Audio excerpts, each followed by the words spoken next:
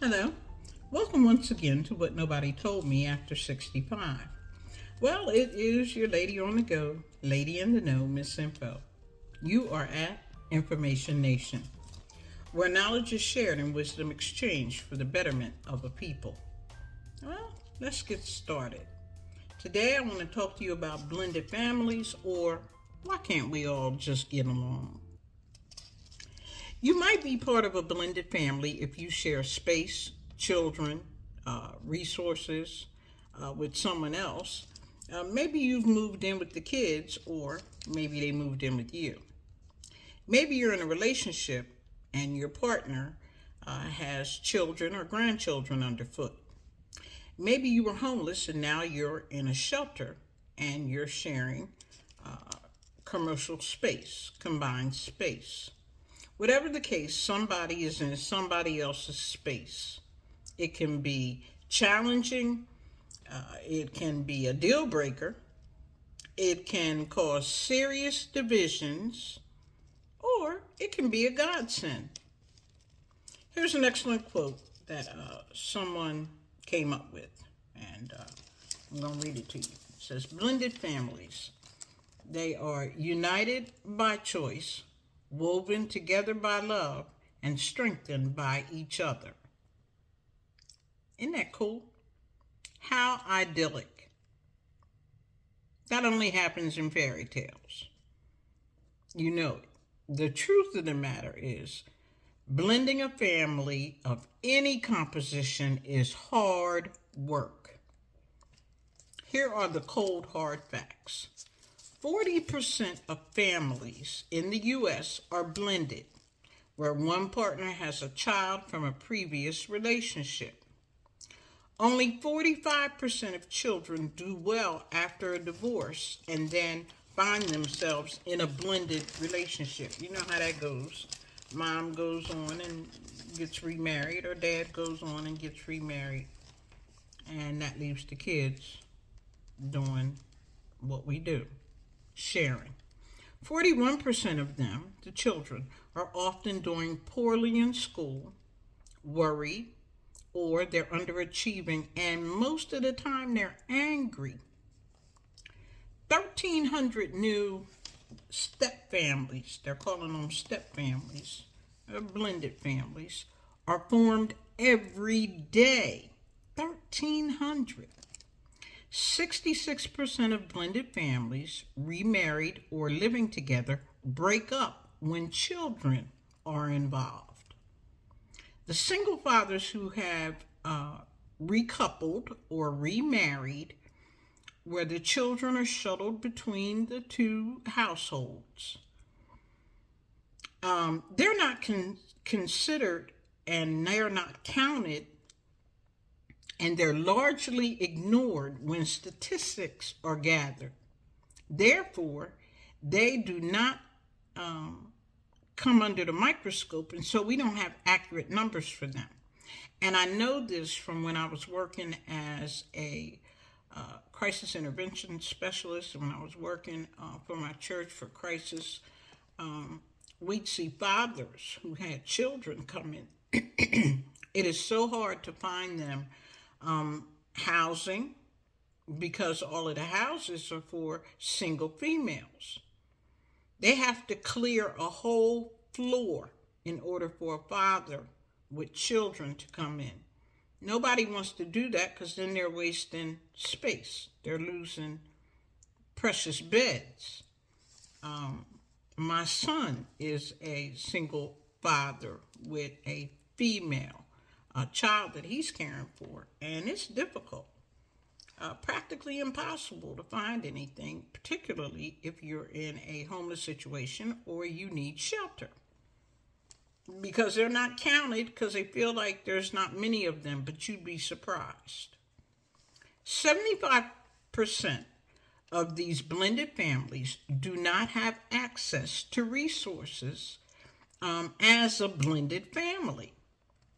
When I got burned out of my home, and my daughter and I were homeless, we went to the social services to get help. We were told we didn't qualify. under the current guidelines because we were a family. We were biologically connected, a mother and a daughter. And that we had to figure out our own living situation. However, under those current guidelines, if we were a lesbian couple, they would have helped us if we were lovers. I fought it and got the same answer. They couldn't help us because we were biologically related.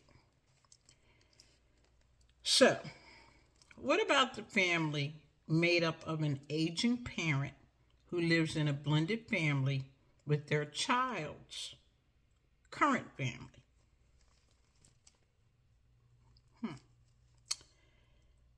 They have to adapt to the changes that comes with the territory. Food changes and choices, music and television programming, and the noise, squabbles, routines, accepted norms. Everything is turned upside down.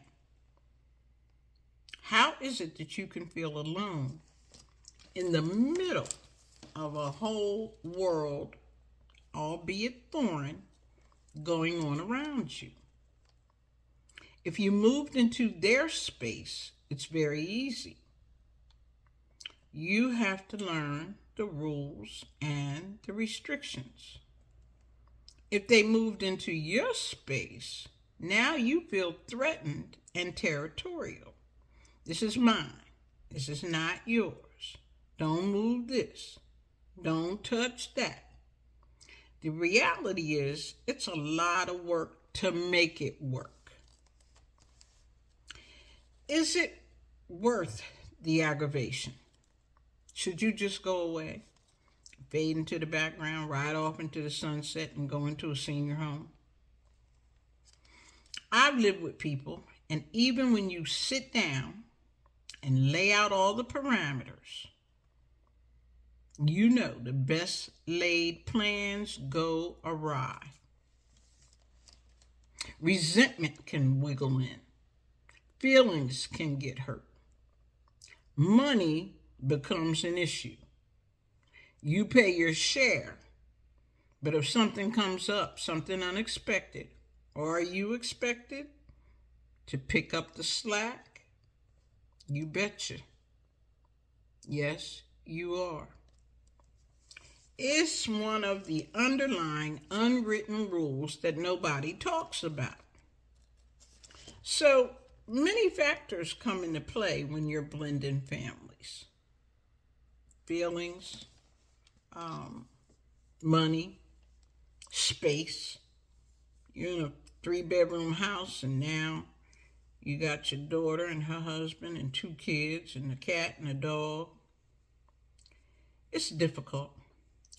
But where we are today, with the cost of living, with everything that's going on in the world, we can barely afford to live on our own. We can barely afford to buy groceries, pay the rent or the mortgage, car insurance, car note, cable TV, cell phone, internet, church and your tithes, and entertainment, and clothing, and medication, and your health insurance, your portion of the health insurance that you pay. Because even though we get Social Security, that Medicare, it costs. I think mine's $161 or $141 a month. They take it off the top, they take it off my check, but it's still a cost. So now you have moved somebody in, or you've moved in with somebody, and now you've got to adjust.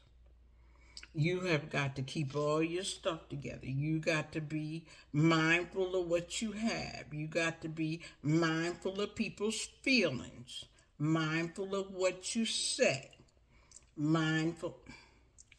It's hard work. And somebody one of the viewers a while back wrote, we got to go back to, no, we should start living like the Waltons. Good night, John Boy. I used to, at the end of that program, everybody saying good night. There were 100 people in that house. Yeah. Living in today's world is not easy. Our culture, African American culture, we used to go to Big Mama's house. That was accepted. She always had the house. We always went for the big dinners and what have. That is gone away. I'm definitely not Big Mama. Now, they would come to my house for dinner on the big holidays. I really didn't have a big house because I had downsized. But it wasn't a given. Don't assume, you're going to come to my house for every big holiday. And now that I've moved away, that ain't happening.